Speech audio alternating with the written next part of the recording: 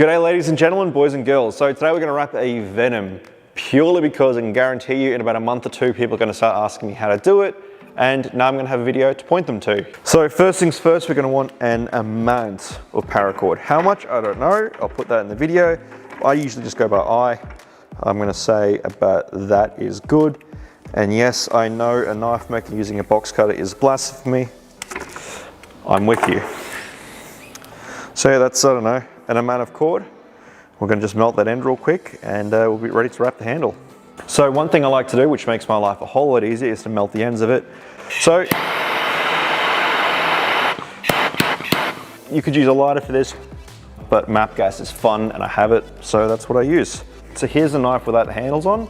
First thing I want to do before I do anything is, while I have this opportunity, just give it a bit of a clean. This here is Renaissance wax. This gives it a nice protective coating against rust and all that. So I'll give that a nice coating. And then especially in this little, this area here. Now this is not a sharpened blade, but for the sake of this, we're going to pretend it is. So we're going to get a little bit of tape. I'm just going to tape over that blade. This is just a bit of protection because these things are ground viciously and they will absolutely hurt you if you give them that opportunity. So you've got to be on the safe side with this sort of stuff, and then I'll fold it over, and then I'm going to grab a little bit of paper just to protect the blade again. So at this point, what you want to do is you want to clamp it to your bench.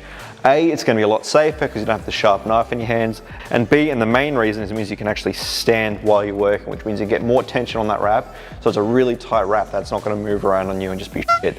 Now when you're clamping it down, what you want to do is you want to clamp it so the bevel, so this bevel here is up. Reason being is this knot back here. So if you have a look here, we have a little knot here. As far as I'm aware, there's no way of doing this wrap where you don't have that knot. So what you want to do is you want to put that knot in a place where it won't disturb us. So this is a knife for a right-handed person. So I want that knot down here and not digging into my palm of my hand like it would be in this position.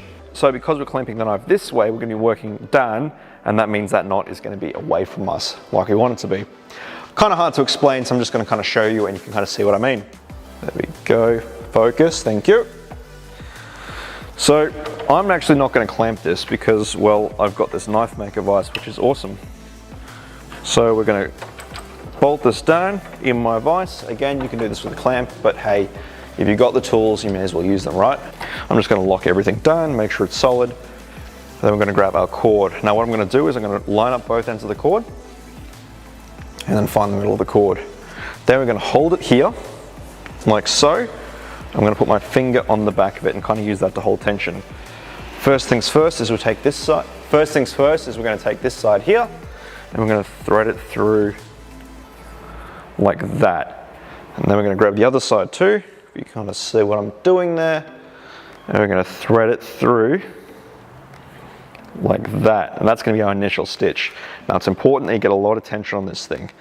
Wrapping cord handles like this is just absolute pinky killers. You just want to keep this as tight as you possibly can, which is why we're standing. So we've got our first little stitch here. Then you want to come over here and on the same side, you want to run it through again.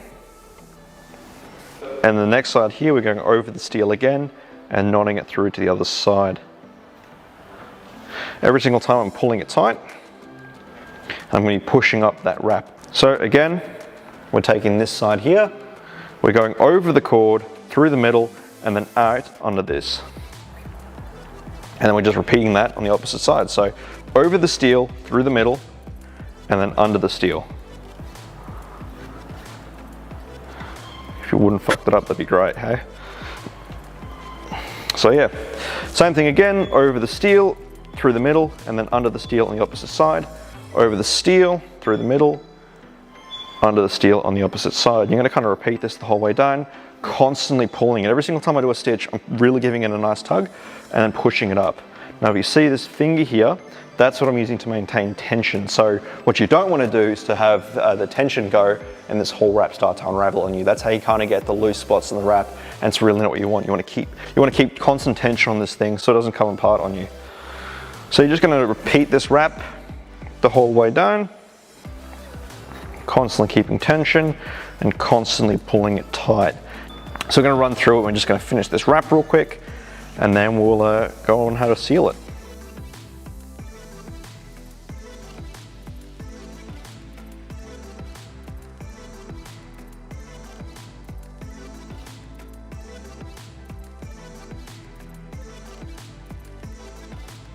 So right now we're just about at the end. Now if you've done it right, you've got enough tension down here that you can actually let go and your wrap's not going to come apart.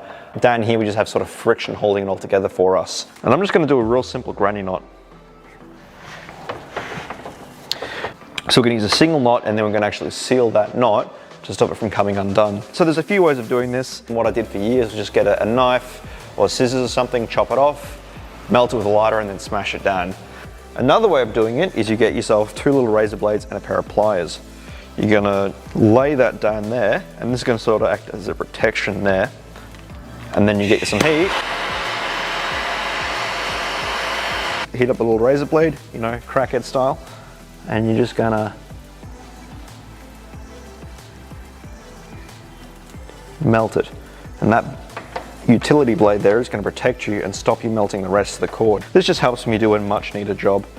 Now there are these things. Now there is a dedicated tool for this. I don't have one, and I just feel like I can get a lot closer to that actual knot with a thin blade like this.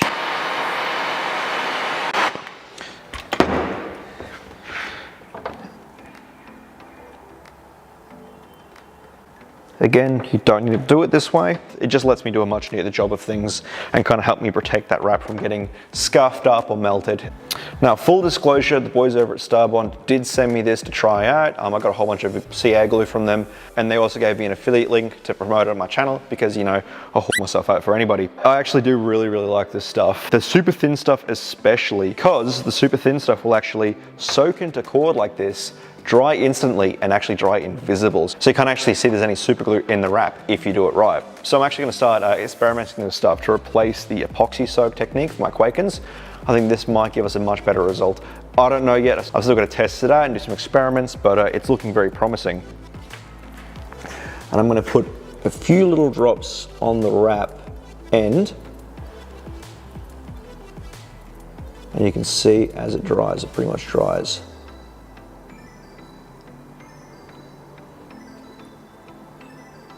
You gotta be real careful with this stuff because it is super thin. It will sort of just spill out real quick, and I'll do a quick little, you know, pass down the middle as well. And that's it. And there we go. It might be kind of hard to see on camera, but we can't see any super glue residue, which is exactly what we want. So we have that sort of you know, added protection of the super glue to stop the wrap unraveling.